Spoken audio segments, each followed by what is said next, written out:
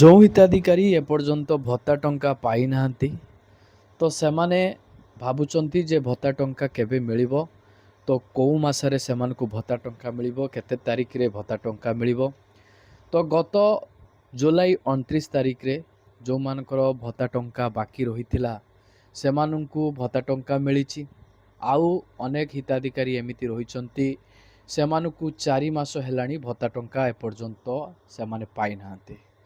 ସେମାନଙ୍କର ଦୈନନ୍ଦିନ ଜୀବନରେ ଯେଉଁ ଔଷଧ ଖର୍ଚ୍ଚ ପାଖରୁ ଆରମ୍ଭ କରି ତାଙ୍କର ଯାହା ବି ଖର୍ଚ୍ଚ ରହିଛି ସେ ଖର୍ଚ୍ଚ ତୁଲାଇବା ପାଇଁ ସେମାନେ ଅନେକ ସାରା ଅସୁବିଧାରେ ସମ୍ମୁଖୀନ ହେଉଛନ୍ତି।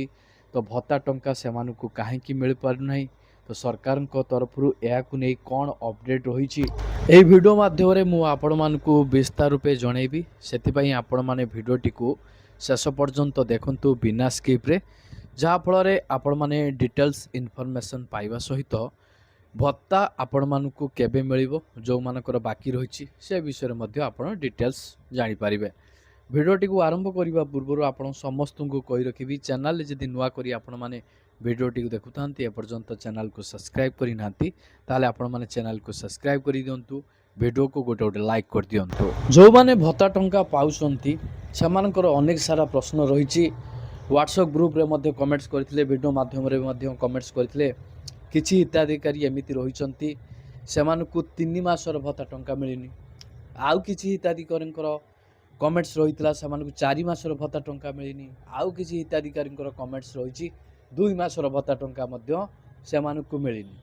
ଏହି ଭତ୍ତା ଟଙ୍କା କାହିଁକି ମିଳୁନି, କାହିଁକି ଆସୁନାହିଁ, ଯେ ସେମାନଙ୍କର କିଛି ଅସୁବିଧା ରହିଛି ନା ସରକାରଙ୍କ ତରଫରୁ କିଛି ଅସୁବିଧା ରହିଛି ନା ସେମାନଙ୍କର ବ୍ୟାଙ୍କ ଆକାଉଣ୍ଟରେ କିଛି ସମସ୍ୟା ରହିଛି। ଏମିତି ସାରା ପ୍ରଶ୍ନ ରହିଛି ହିତାଧିକାରୀଙ୍କର। କେବେ ଆପଣମାନଙ୍କର ଏଇ ବାକି ଭତ୍ତା ଟଙ୍କା ଆପଣମାନଙ୍କୁ ମିଳିବ, ତ କ'ଣ କଲେ ଆପଣମାନଙ୍କର ଏଇ ଭତ୍ତା ଟଙ୍କା ଆପଣ ପାଇପାରିବେ, ତ ଆପଣମାନେ ଜାଣିବା ନିହାତି ଜରୁରୀ। ସେଥିପାଇଁ ଆପଣମାନେ ଭିଡ଼ିଓଟିକୁ ଧ୍ୟାନସେ ଦେଖନ୍ତୁ, ଯାହାଫଳରେ ଆପଣ ସବୁକିଛି ଜାଣିପାରିବେ। ପୂର୍ବ ଭିଡ଼ିଓରେ ମୁଁ ଆପଣମାନଙ୍କୁ ଜଣାଇଥିଲି ଯେଉଁ ହିତାଧିକାରୀମାନେ ଭତ୍ତା ଟଙ୍କା ପାଇଛନ୍ତି, ଯେଉଁ ହିତାଧିକାରୀମାନେ ଭତ୍ତା ଟଙ୍କା ପାଇନାହାନ୍ତି ସେମାନଙ୍କର କେତେ ମାସର ଭତ୍ତା ଟଙ୍କା ବାକି ରହିଛି, କେଉଁ ମାସରେ ଭତ୍ତା ଟଙ୍କା ହିତାଧିକାରୀମାନଙ୍କୁ ମିଳୁଛି ଆପଣ ଲିଷ୍ଟ ମାଧ୍ୟମରେ ଚେକ୍ କରିପାରିବେ। NSFP ୱେବସାଇଟ୍କୁ ଯାଇ ଆପଣମାନେ କେମିତି କ'ଣ ଚେକ୍ କରିବେ ମୁଁ ପୂର୍ବ ଭିଡ଼ିଓରେ ଆପଣମାନଙ୍କୁ ଜଣାଇଛି।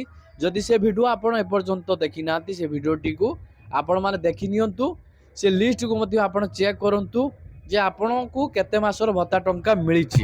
ପୂର୍ବରୁ ସରକାରଙ୍କ ତରଫରୁ ଭତ୍ତା ଟଙ୍କା ହିତାଧିକାରୀମାନଙ୍କୁ କାହିଁକି ମିଳିନଥିଲା, ଯେ ଏ 2 ମାସର ଭତ୍ତା ଟଙ୍କା କାହିଁକି ମିଳିବନି, ସରକାରଙ୍କ ତରଫରୁ ନୋଟିସ୍ ଆସିଥିଲା ଯେଉଁଟାକି ମୁଁ ଆପଣମାନଙ୍କୁ ଜଣାଇଥିଲି। ସରକାର ମଧ୍ୟ ନୋଟିସ୍ ମାଧ୍ୟମରେ ଜଣାଇଥିଲେ ଯେ ହିତାଧିକାରୀମାନଙ୍କୁ ଯେଉଁ ବୈଷୟିକ ତ୍ରୁଟି ରହିଛି ସେହି ବୈଷୟିକ ତ୍ରୁଟି DBDର ଯେଉଁ ସଂଶୋଧନ ରହିଛି ସେହି ସଂଶୋଧନ ପାଇଁ ସରକାର 2 ମାସ ଭତ୍ତା ଟଙ୍କା ଦେଇନଥିଲେ। ପରେ ଯେତେବେଳେ ବୈଷୟିକ ତ୍ରୁଟି ଯେଉଁ ଥିଲା ତାହାର ସଂଶୋଧନ ହୋଇଗଲା, DBDର ସଂଶୋଧନ ହୋଇଗଲା, ତ ହିତାଧିକାରୀଙ୍କର ବ୍ୟାଙ୍କ ଖାତାକୁ 2 ମାସର ଭତ୍ତା ଟଙ୍କା ମିଳିଥିଲା, ଯେଉଁଟାକି ଜୁନ୍ 20 ତାରିଖରେ ଅନେକ ହିତାଧିକାରୀମାନଙ୍କୁ ଭତ୍ତା ଟଙ୍କା ମିଳିଥିଲା। ଏ ସମସ୍ୟା ସରକାର ଠିକ୍ କଲା ପରେ ହିତାଧିକାରୀମାନଙ୍କୁ ଭତ୍ତା ଟଙ୍କା ଦେଇଥିଲେ, କିନ୍ତୁ ଏବେ କେଉଁ ସମସ୍ୟା ଯୋଗୁଁ ଭତ୍ତା ଟଙ୍କା ତାଙ୍କ ବ୍ୟାଙ୍କ ଖାତାକୁ ଆସିପାରୁନାହିଁ, କ'ଣ ସମସ୍ୟା ରହିଛି। ଗତ 2 ମାସ ହେଲା ଆପଣମାନଙ୍କର ଏପ୍ରିଲ ମେ ଆପଣ ଭତ୍ତା ଟଙ୍କା ପାଇଛନ୍ତି, ଜୁନ୍ ଜୁଲାଇର ଭତ୍ତା ଟଙ୍କା ଅନେକ ହିତାଧିକାରୀ ପାଇନାହାନ୍ତି। କାହିଁକି ପାଇନାହାନ୍ତି, ତ ଯେଉଁ ଅସୁବିଧା ଥିଲା ତ ସରକାର ଠିକ୍ କରିଦେଇଥିଲେ, କିନ୍ତୁ ଏବେ କ'ଣ ହେଉଛି ଯେ ବାକି 2 ମାସର ଭତ୍ତା ଟଙ୍କା କାହିଁକି ଆସିପାରୁନାହିଁ। ଏହାର ଉତ୍ତର ସରକାରଙ୍କ ତରଫରୁ କିଛି ଅଛି କି ନା ସରକାରଙ୍କ ତରଫରୁ କିଛି ଅପଡେଟ୍ ଅଛି କି ଆପଣ ଜାଣିବା ପାଇଁ ଚାହୁଁଛନ୍ତି, କିନ୍ତୁ ସରକାରଙ୍କ ତରଫରୁ ଏହାକୁ ନେଇ କୌଣସି ଅପଡେଟ୍ ଜାରି କରାଯାଇନାହିଁ କି ଅଫିସିଆଲି ସୂଚନା ମଧ୍ୟ ହିତାଧିକାରୀମାନଙ୍କୁ ଦିଆଯାଇନାହିଁ। ତ ଯଦି ଏହା ପାଇଁ କିଛି ସୂଚନା ଆସେ ତୁରନ୍ତ ମୁଁ ଆପଣମାନଙ୍କୁ ଭିଡ଼ିଓ ମାଧ୍ୟମରେ ଜଣାଇବି।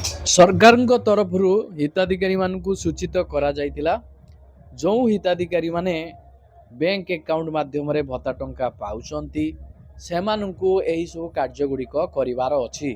ତ ଯଦି ଆପଣମାନେ ଏପର୍ଯ୍ୟନ୍ତ ସେ କାର୍ଯ୍ୟଗୁଡ଼ିକ କରିନାହାନ୍ତି ସେ କାର୍ଯ୍ୟଗୁଡ଼ିକୁ ଆପଣମାନେ ତୁରନ୍ତ କରେଇ ନିଅନ୍ତୁ। ସରକାରଙ୍କ ତରଫରୁ କୌଣସି ମୁହୂର୍ତ୍ତରେ ଏହି ବାକି ଭତ୍ତା ଟଙ୍କା ଜାରି କରିପାରନ୍ତି। ତ ଆପଣମାନଙ୍କୁ କେଉଁ ସବୁ କାର୍ଯ୍ୟ କରିବାର ଅଛି। ତ ଏଇଟା ହେଲା ବଡ଼ କଥା। ତ ଆପଣମାନେ କେମିତି ସେ କାର୍ଯ୍ୟ ଗୁଡ଼ିକ କରିବେ।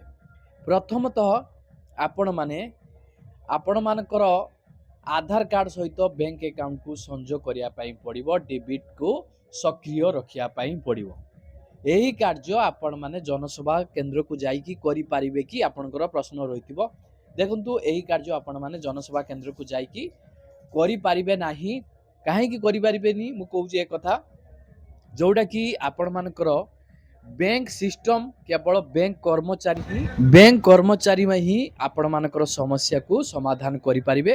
ଆପଣମାନେ ଜନସେବା କେନ୍ଦ୍ରକୁ ଯାଆନ୍ତୁନି। ଠିକ୍ ଭାବରେ ଆପଣମାନଙ୍କର ସେଇ କାର୍ଯ୍ୟଟି ସମ୍ପାଦନ ହେଇପାରିବ ନାହିଁ, ସେମାନେ ବି କରିପାରିବେ ନାହିଁ।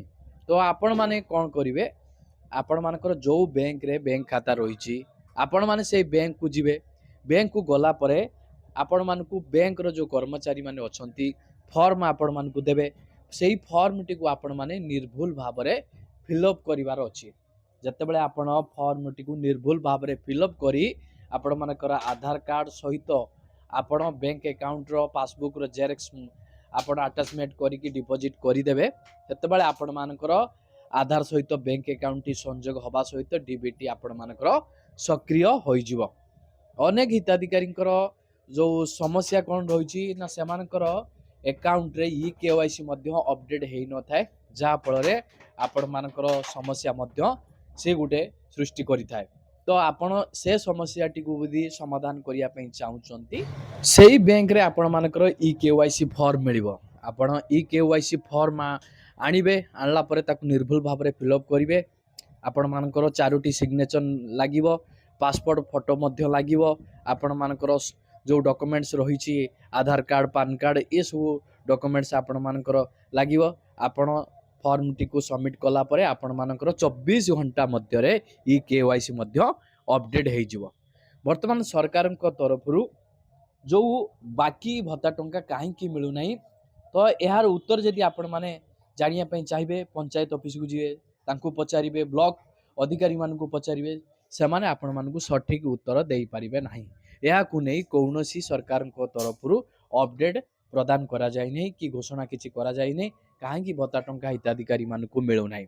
ତ ଆପଣମାନେ ଯେଉଁ କାର୍ଯ୍ୟ ଗୁଡ଼ିକ ରହିଛି ସରକାରଙ୍କ ତରଫରୁ କୁହାଯାଇଥିଲା, ତ ଆପଣମାନେ NPCI ଲିଙ୍କ ଆପଣ କରିବେ। ତ ଆପଣ ଯାଇକି ବ୍ୟାଙ୍କକୁ ଯାଇକି ଆପଣମାନଙ୍କର ଯେଉଁ ଆଧାର କାର୍ଡ଼ ଯେଉଁ ରହିଛି ଆଧାର କାର୍ଡ଼ ନେଇକି ଯିବେ।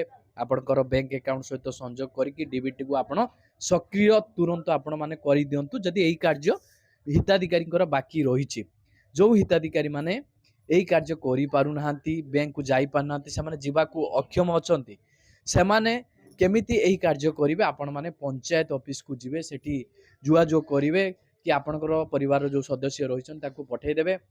ସେମାନେ ହିଁ କହିଦେବେ ଯେ କେମିତି ଆପଣ ଘରେ ରହିକି କେଉଁ ଅଧିକାରୀ ଆସିକି କରିବେ, ସେ ଆପଣମାନଙ୍କ ସହିତ ଯୋଗାଯୋଗ କରିଦେବେ। ସେ କାର୍ଯ୍ୟ ଆପଣ ଘରେ ରହିକି ମଧ୍ୟ କରିପାରିବେ।